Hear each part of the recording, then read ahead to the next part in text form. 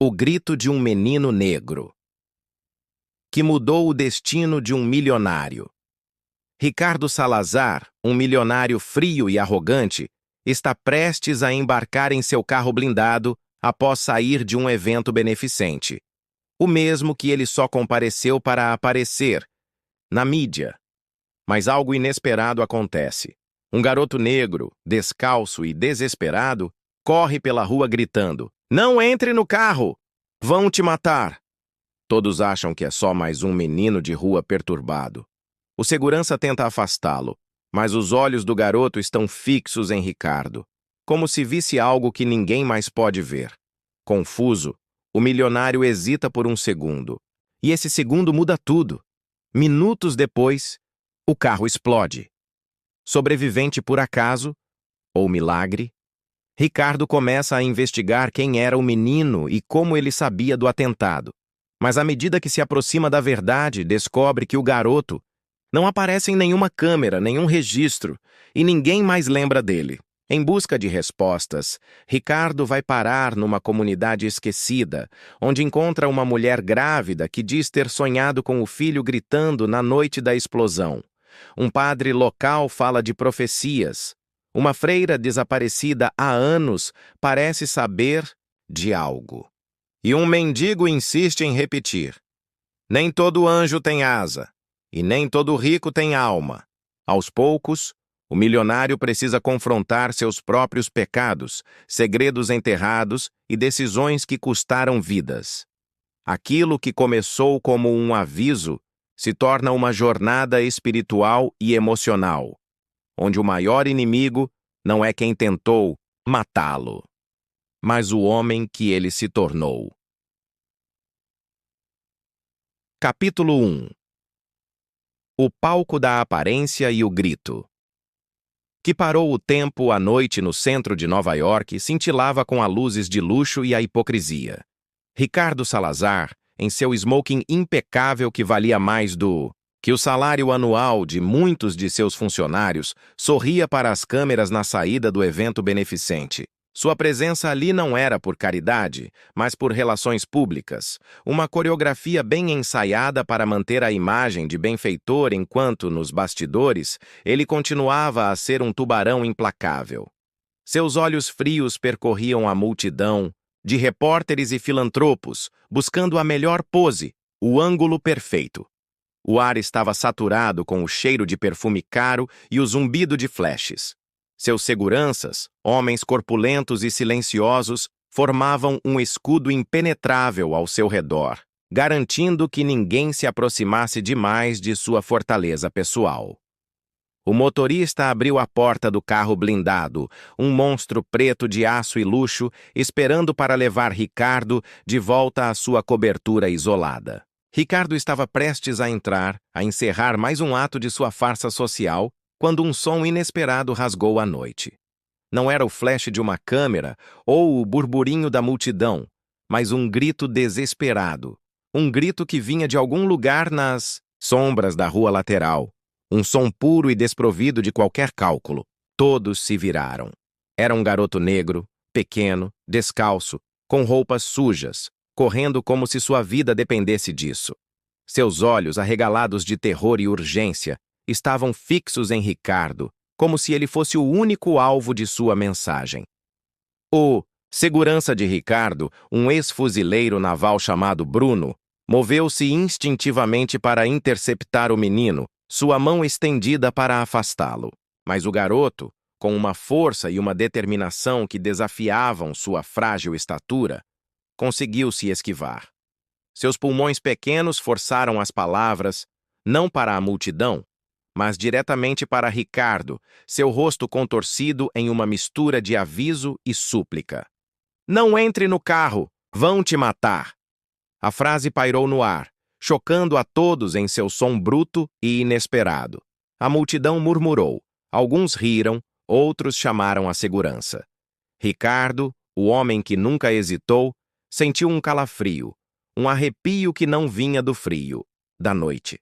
Os olhos do garoto estavam fixos nos seus, e Ricardo sentiu uma estranha conexão, como se o menino pudesse ver algo dentro dele, algo que nem mesmo ele ousava confrontar.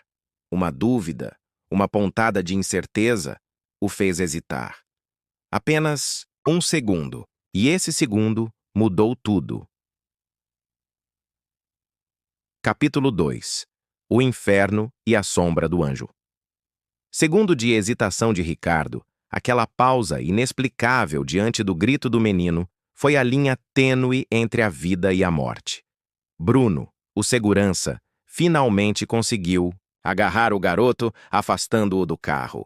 Nesse exato instante, um som ensurdecedor rasgou a noite. Uma bola de fogo gigantesca engoliu o carro blindado de Ricardo. Metal retorcido, chamas laranjas e a força da explosão jogaram pessoas ao chão, incluindo Ricardo, que foi arremessado para trás, protegido por Bruno, que o empurrou contra a parede de um prédio.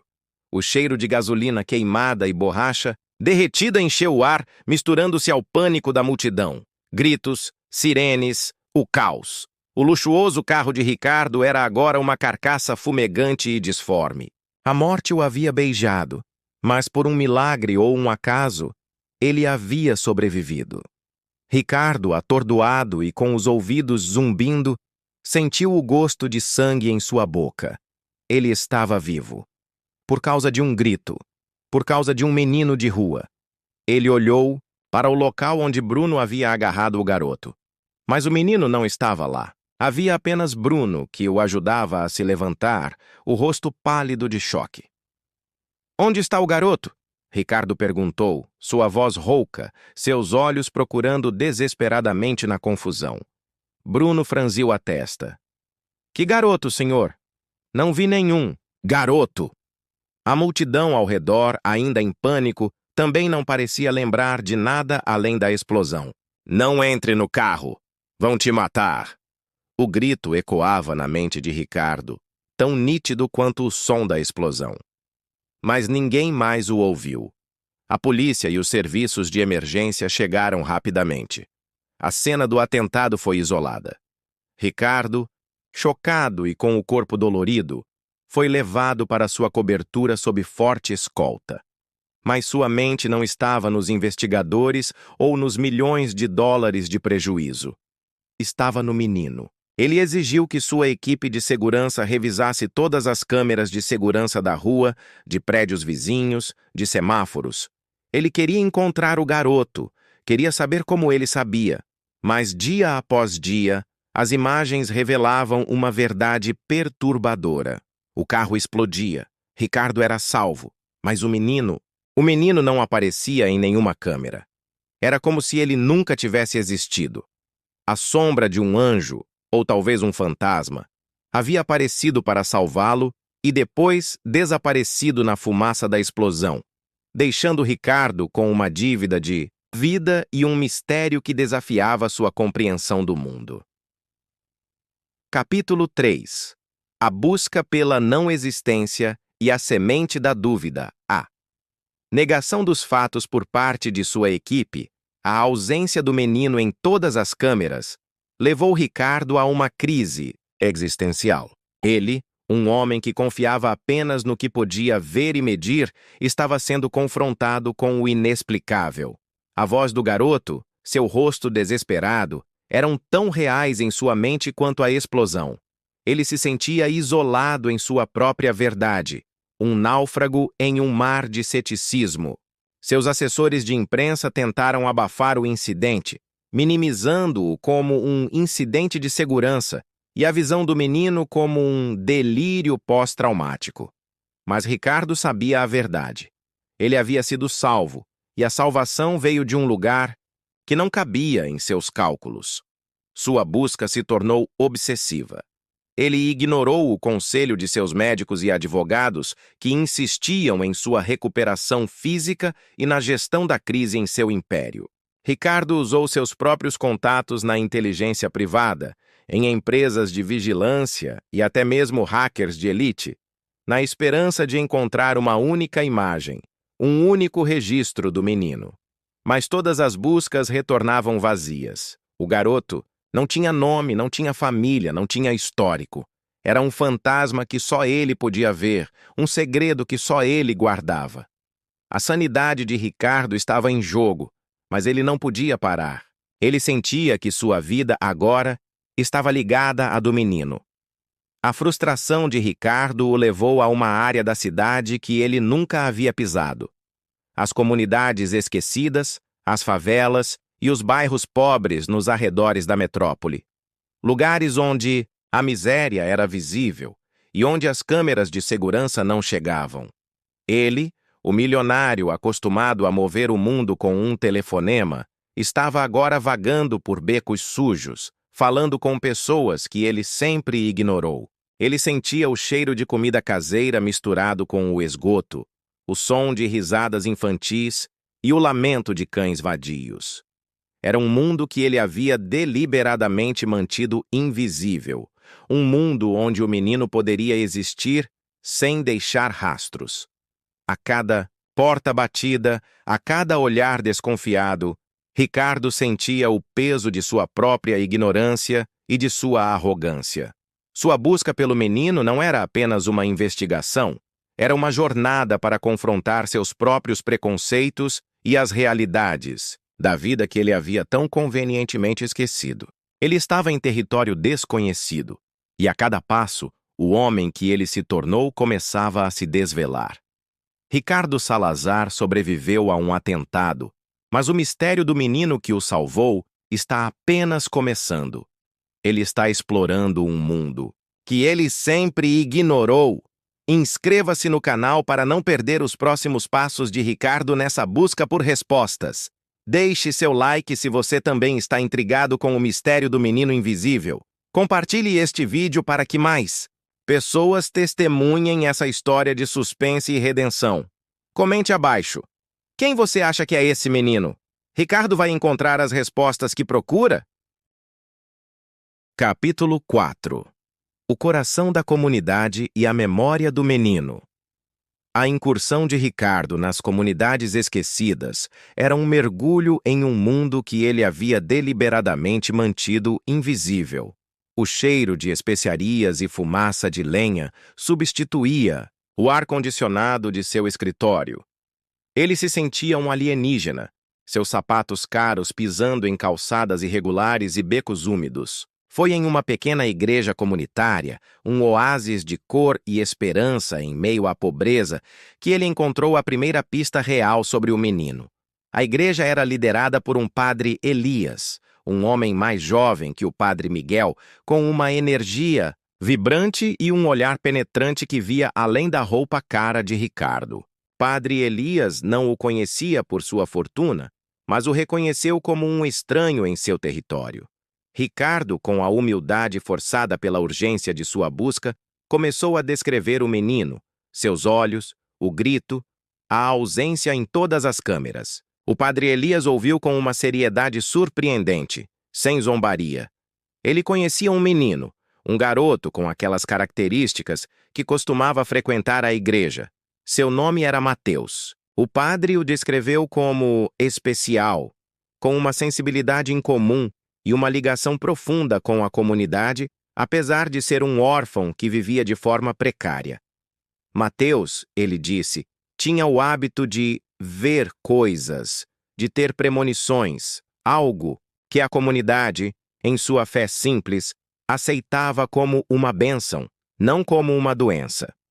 O padre contou que Mateus havia desaparecido misteriosamente alguns dias após a explosão, o que já havia causado alarme entre os moradores.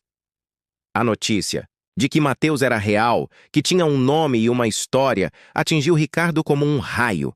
O alívio de não estar louco era imenso, mas logo substituído por uma nova urgência. O que aconteceu com Mateus?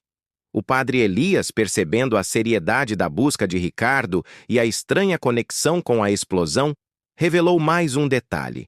Mateus era muito próximo de uma mulher da comunidade, Dona Rosa, que estava grávida. O padre Elias a descreveu como uma figura maternal para Mateus, uma mulher de fé inabalável. Ricardo sentiu um nó na garganta. Ele se lembrou da mulher grávida, de sua visão no hospital. Seria ela? O mundo estava se fechando em um círculo apertado ao redor dele. E a cada revelação, Ricardo sentia o peso de sua própria ignorância e a profundidade dos laços que ele havia ignorado. Capítulo 5. O sonho e a profecia. Revisitada a conexão. Entre Mateus e Dona Rosa, a mulher grávida da comunidade, impulsionou Ricardo a buscá-la. Guiado pelo padre Elias, ele foi até a pequena casa de Rosa, escondida entre becos estreitos e cheirando a comida caseira e vida simples. O ar era quente e úmido, e a casa era modesta, mas cheia de uma calorosa energia familiar. Dona Rosa, uma mulher negra de olhos expressivos e sorriso cansado, mas acolhedor, sentada em uma cadeira de balanço com a barriga de gravidez adiantada, recebeu Ricardo com uma mistura de curiosidade e a cautela natural de quem vive à margem. Ricardo, o milionário acostumado a impor sua presença, sentiu-se pequeno e exposto diante dela. Ele explicou sua história, a explosão, o menino, o grito. Ela ouviu sem interromper, seus olhos fixos nos dele. Quando Ricardo terminou, Dona Rosa confirmou. Sim, Mateus me contou que viu o Senhor, e ele me disse que eu ia ter um sonho. Ela revelou que na noite da explosão do carro, ela teve um sonho vívido e aterrorizante. No sonho, seu filho, Mateus, corria pela rua, desesperado, gritando, "Não entre no carro!" para Ricardo. Ela descreveu a explosão, as chamas, a sombra da morte. Era exatamente a cena que Ricardo havia vivido, mas ela a havia presenciado em um sonho, a milhares de quilômetros de distância, no momento exato em que Ricardo foi salvo. A pele de Ricardo arrepiou. A conexão entre Mateus e ela era mais profunda do que ele imaginava, e as visões do menino pareciam se manifestar através dos sonhos de sua protetora. Dona Rosa, então, revelou uma verdade ainda mais profunda sobre Mateus. Ela disse que o garoto não era apenas um órfão. Ele havia sido encontrado nas ruas ainda bebê, com uma estranha marca de nascença em forma de asa nas costas, e que desde muito pequeno ele falava de mensagens, de pessoas que precisam ser salvas e de sinais do céu. O padre Elias havia interpretado isso como uma profecia, uma manifestação de um dom divino. Ricardo, o cético, estava sendo forçado a confrontar a fé e o inexplicável de uma forma que desafiava sua razão.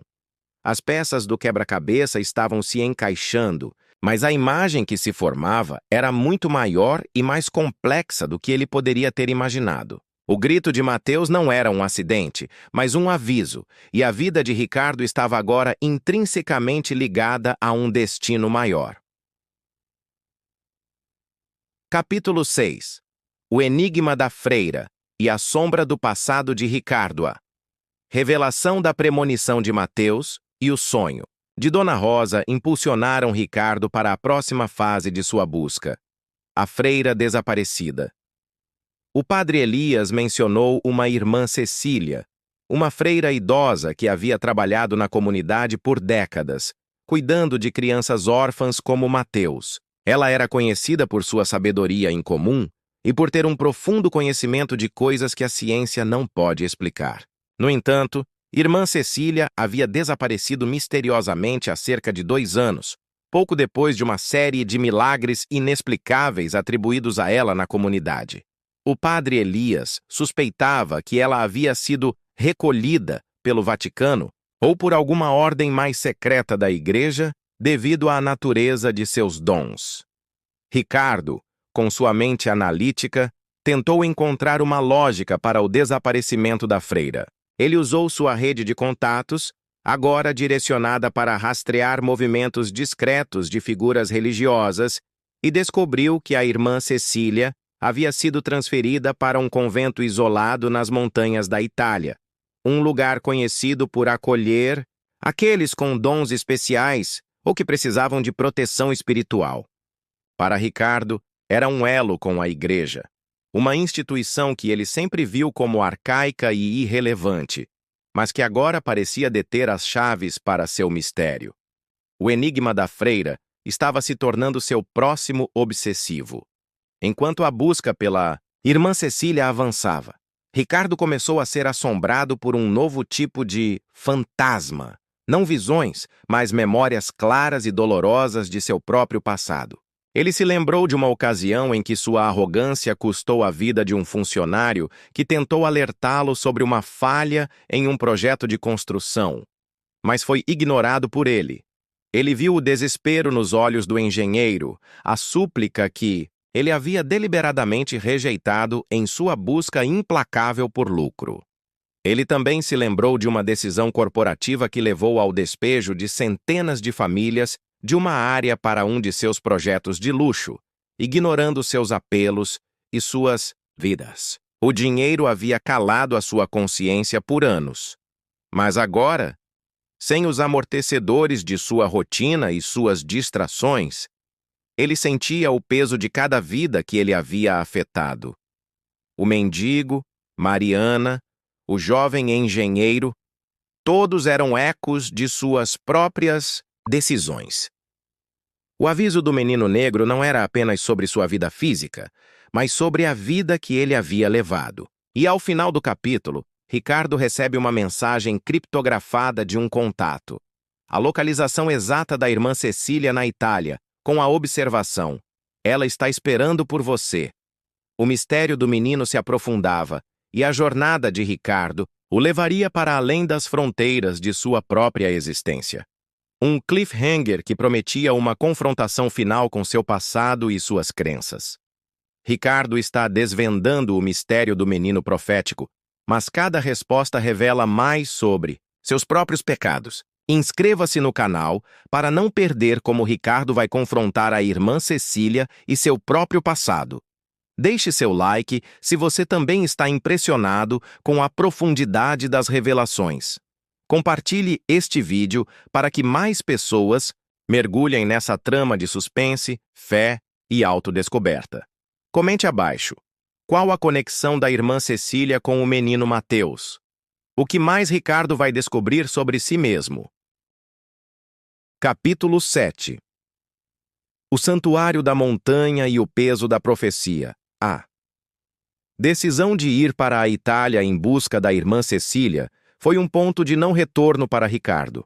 Ele havia dispensado seus seguranças pessoais, viajando discretamente, uma manobra que o deixava vulnerável de uma forma que ele nunca havia experimentado. A viagem de avião, a paisagem mudando do concreto de Nova York para as colinas verdejantes da Toscana, era um contraste gritante com sua vida. O táxi o levou por estradas sinuosas até um convento isolado nas montanhas, cercado por vinhedos e oliveiras.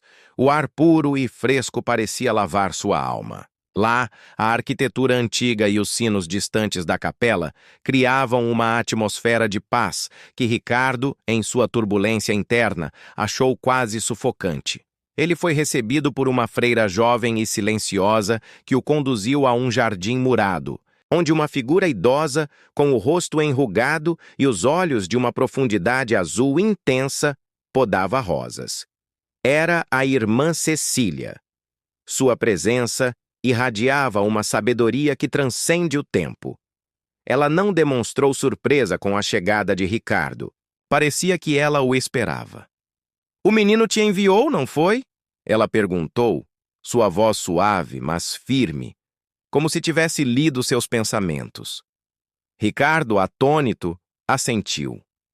Ele contou sua história, a explosão, o grito, as visões, a ausência do menino em todas as câmeras. A irmã Cecília ouviu com paciência, seus olhos fixos nele, como se estivessem absorvendo cada fragmento de sua culpa e arrependimento. Ela confirmou que Mateus possuía um dom raro, uma capacidade de sentir o futuro e de se manifestar em momentos de grande necessidade, especialmente para aqueles que estavam à beira da morte ou de uma grande transformação.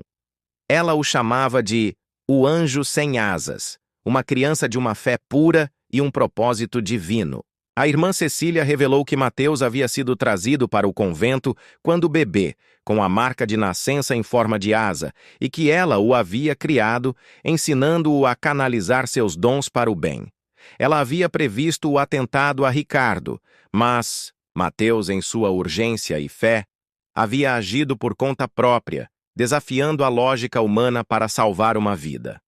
A freira então se voltou para Ricardo, seus olhos perfurando sua alma. Você foi salvo por um anjo, Ricardo. Mas o grito dele não foi apenas para salvar seu corpo, foi para salvar sua alma. E o tempo para isso está acabando. A profecia da irmã Lúcia estava se tornando realidade, e Ricardo sentiu o peso daquela missão que agora se revelava muito maior do que ele havia imaginado. Capítulo 8. O preço. Do perdão e a sombra de um nomear revelação da irmã Cecília sobre Mateus, o anjo sem asas, abalou as fundações do ceticismo de Ricardo. Ele havia encontrado sua resposta, mas ela vinha acompanhada de uma responsabilidade imensa. A freira o exortou a ir além das doações e dos planos de fundação. Para salvar sua alma, Ricardo, você precisa de mais do que obras. Precisa de perdão. E o perdão mais difícil é o que você busca naqueles que mais feriu. Ela pediu que ele se conectasse com as pessoas que ele havia prejudicado ao longo de sua vida. Não apenas os fantasmas de suas visões, mas todos aqueles cujas vidas ele havia esmagado em sua busca por poder e lucro.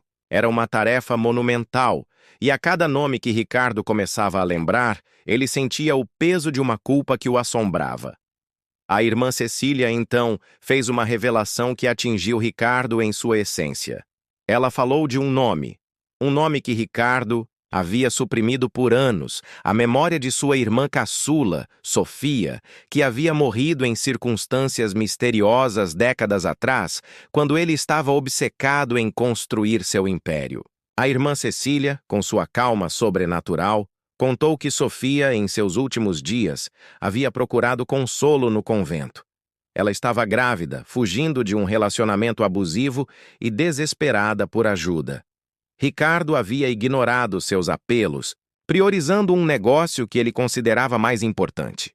A freira revelou que Sofia havia dado à luz um menino no convento, mas que ela havia morrido no parto, deixando o bebê para ser cuidado pelas freiras. Esse bebê, o filho de Sofia, era Mateus.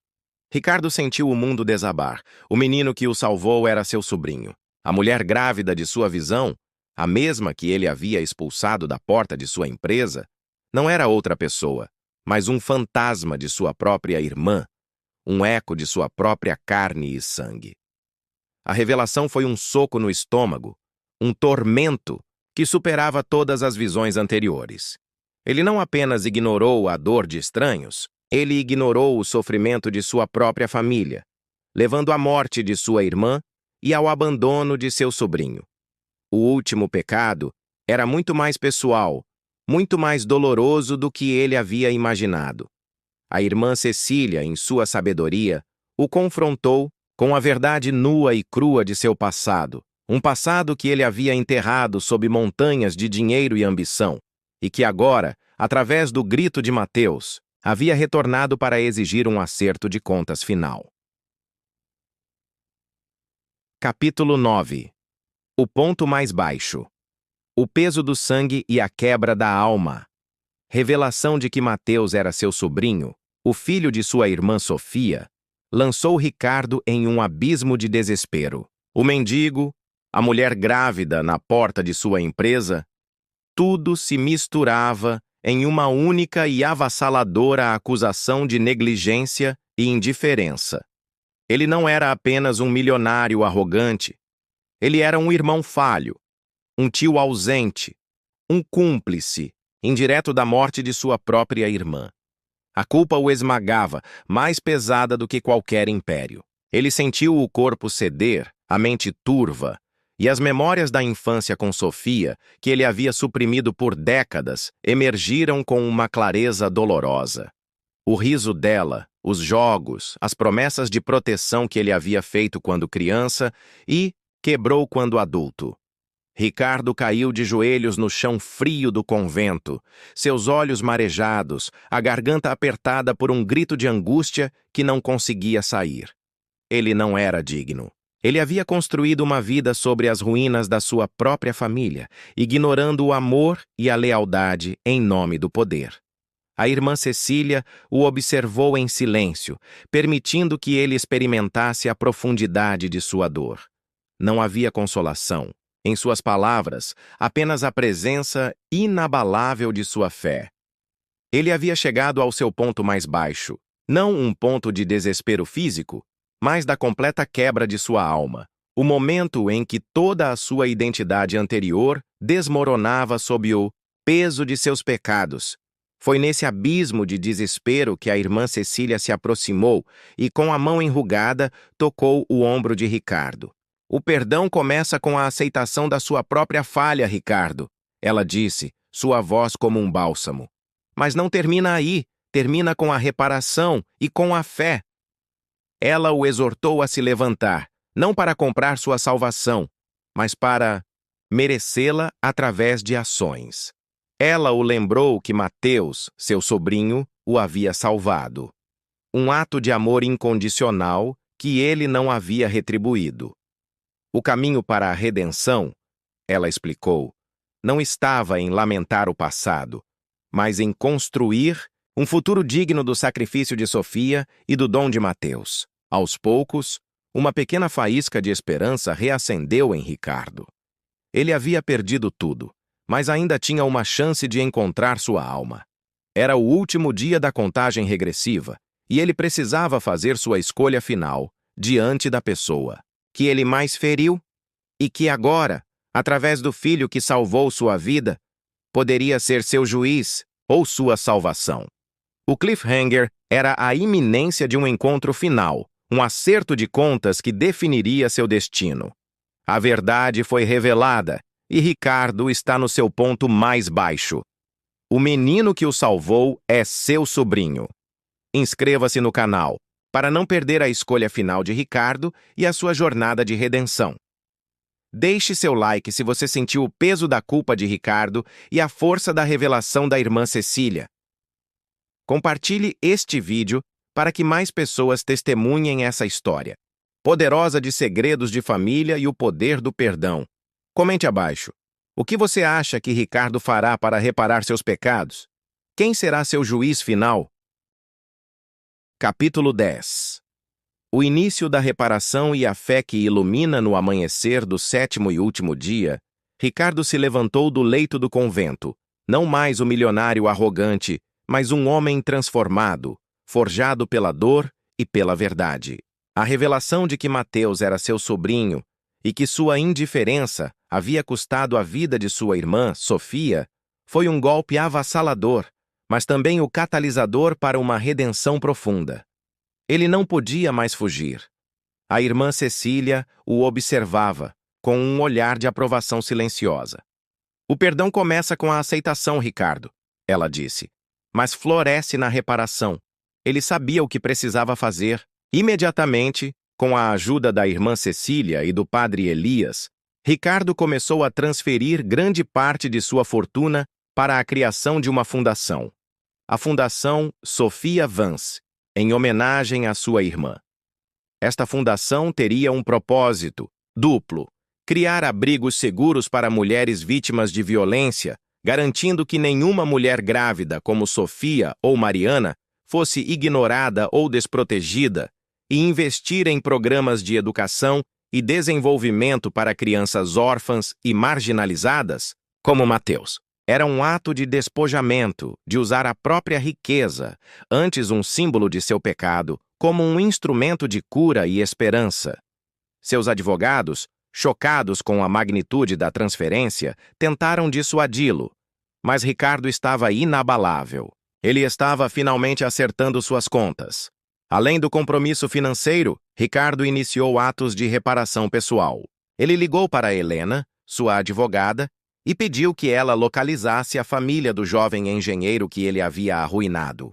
Ele se encontrou com Dona Celeste novamente, não para oferecer dinheiro, mas para oferecer-lhe seu tempo e a promessa de que seu irmão, o mendigo, não seria mais invisível, mas honrado através do trabalho da fundação. Ele passou horas na comunidade, ouvindo as histórias das pessoas, sentindo o peso da miséria que ele havia ignorado por tanto tempo. Sua arrogância havia sido substituída por uma humildade genuína, e seus olhos, antes frios, agora refletiam uma empatia que ele nunca soubera que possuía. A fé não era mais uma abstração, mas uma chama que queimava em seu coração, iluminando o caminho de sua redenção. Capítulo 11. Os acertos finais e o chamado da comunidade. Com a fundação Sophia Vance em pleno andamento, Ricardo sentiu uma urgência ainda maior para completar sua jornada de reparação. Ele sabia que o tempo estava se esgotando, não para sua vida, mas para o acerto de contas final com o destino.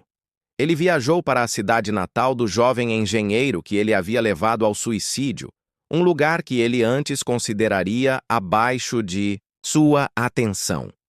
Lá, ele se encontrou com os pais do jovem, um casal idoso e desolado que nunca havia se recuperado da perda do filho. Ricardo não ofereceu dinheiro, ele ofereceu sua confissão. Contou-lhes a verdade sobre como ele havia esmagado o projeto de energia limpa e, com isso, as esperanças e a vida de seu filho. As lágrimas escorreram pelo rosto de Ricardo. Não as lágrimas de sua própria dor, mas as lágrimas da dor deles. A reação dos pais foi de choque, depois de raiva, e, finalmente, de uma tristeza profunda. Eles não o perdoaram de imediato, mas Ricardo não esperava isso. Ele apenas pediu que o aceitassem como um servo, que permitissem que a Fundação Sophia Vance investisse na mesma tecnologia de energia limpa que ele havia suprimido, honrando a memória do filho deles. O silêncio que se seguiu foi pesado, mas não vazio. Havia uma pequena fissura no muro de dor deles. A reparação não era fácil, nem instantânea, mas era o único caminho. Ricardo estava disposto a pagar o preço, não com dinheiro, mas com cada fibra de seu ser. Enquanto Ricardo se dedicava à reparação, a notícia de sua transformação se espalhou pela comunidade e além. O padre Elias, em sua igreja, e Dona Rosa, em sua casa, falavam de Ricardo com um misto de admiração e esperança. A comunidade, que antes o via com desconfiança, agora começava a vê-lo como um aliado, um exemplo de que a mudança era possível. Ele não era mais o milionário frio e arrogante, mas um homem que, em seus próprios termos, estava buscando redenção. O clamor para que ele participasse de um evento beneficente na comunidade, não como um doador distante, mas como um orador, cresceu. Ricardo, para a surpresa de muitos, aceitou.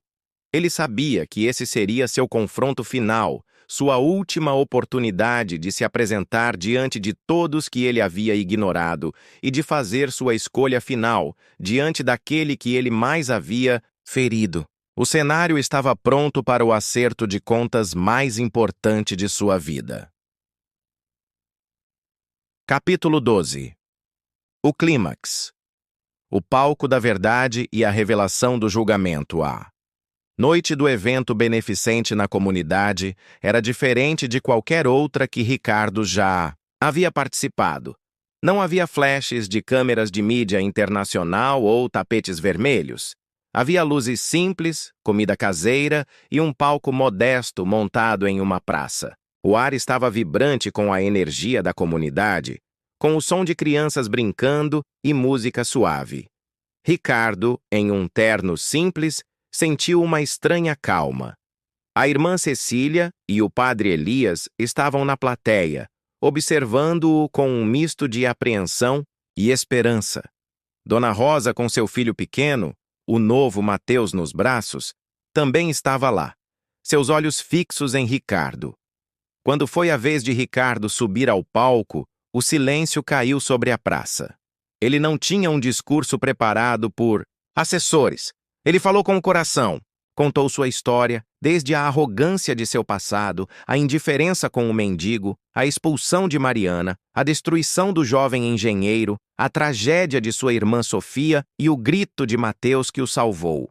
Ele confessou seus pecados, suas falhas, suas decisões que custaram vidas e sonhos. Não havia desculpas, apenas a verdade nua e crua de seu arrependimento. As lágrimas escorriam por seu rosto, mas desta vez não eram lágrimas de vergonha, mas de libertação e de um amor recém-descoberto pela humanidade que ele havia ignorado.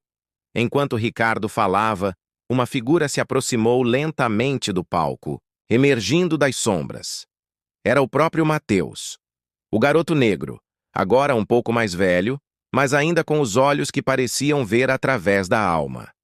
Ele não aparecia em nenhuma câmera, e muitos na plateia o viram como uma criança comum correndo, mas Ricardo o viu claramente. Mateus subiu ao palco e parou diante de Ricardo, seus olhos profundos e sábios fixos nos dele. O silêncio era absoluto. O tempo parecia parar. Mateus estendeu a mão e tocou o rosto de Ricardo. Você ouviu, tio. Ele sussurrou sua voz suave, mas ressoando com uma verdade antiga. Você escolheu o caminho certo. O toque e as palavras do menino foram o perdão, a absolvição que Ricardo tanto buscava. A contagem dos 7 dias havia terminado. O clímax não foi uma explosão, mas um encontro de almas, onde o maior inimigo de Ricardo, o homem que ele se tornou, foi finalmente redimido pelo amor incondicional e pela verdade. O emocionante clímax aconteceu. Ricardo fez sua escolha final e encontrou o perdão. Inscreva-se no canal para não perder os próximos capítulos desta saga de redenção e o legado de Mateus. Deixe seu like se você se emocionou com o encontro de Ricardo e Mateus e a redenção final. Compartilhe este vídeo para que mais pessoas testemunhem o poder transformador do arrependimento e do perdão. Comente abaixo. O que você achou da revelação de Mateus? Como a vida de Ricardo mudará a partir de agora? Capítulo 13. O legado do anjo sem asas e a paz da alma. Toque de Mateus e suas palavras. Você ouviu, tio? Ressoaram no coração de Ricardo com uma força que nenhuma fortuna poderia comprar. Aquele momento no palco da praça foi sua verdadeira redenção, um perdão concedido não pela sociedade ou por uma instituição, mas pela alma inocente que ele havia inadvertidamente prejudicado. A multidão, emocionada e impactada pela confissão de Ricardo e pela presença enigmática do menino, aplaudiu. Não um aplauso para o milionário, mas para o homem que se atreveu a ser vulnerável, a confessar seus pecados e a buscar a reparação. Ricardo, agora leve e com uma paz que nunca conheceu, abraçou Mateus, um abraço que selava uma dívida de vida e um renascimento espiritual. Nos meses que se seguiram, a transformação de Ricardo foi mais do que evidente. A Fundação Sophia Vance floresceu, tornando-se um modelo de como a riqueza pode ser usada para o bem. Ricardo dedicou sua vida a ela, não apenas gerenciando-a, mas vivendo-a. Ele se tornou um defensor incansável de comunidades marginalizadas, de abrigos para mulheres e crianças e de iniciativas de energia limpa, honrando as memórias do mendigo, de Mariana e do jovem engenheiro. Ele frequentava a igreja do padre Elias, não por obrigação, mas por fé genuína. A irmã Cecília, em seu convento na Itália, recebia cartas de Ricardo, repletas de relatos de serviço e gratidão. A relação de Ricardo com Mateus se aprofundou. Ele se tornou o guardião legal do sobrinho, oferecendo-lhe um lar cheio de amor e apoio, um contraste com sua infância de abandono. Mateus, o anjo sem asas, continuava a ter suas premonições, mas agora as compartilhava com Ricardo, e juntos eles encontravam maneiras de intervir, de ajudar, de salvar outras vidas antes que a tragédia se abatesse. Ricardo aprendeu a ouvir o mundo de uma forma que seu dinheiro nunca poderia comprar. A ver a verdade nas entrelinhas, nos sussurros da alma. Sua vida não era mais sobre acumular, mas sobre doar, sobre construir um legado de compaixão que se estendia muito além de qualquer império corporativo. Capítulo 14. A alma redimida e o eterno grito de esperança. Anos se passaram.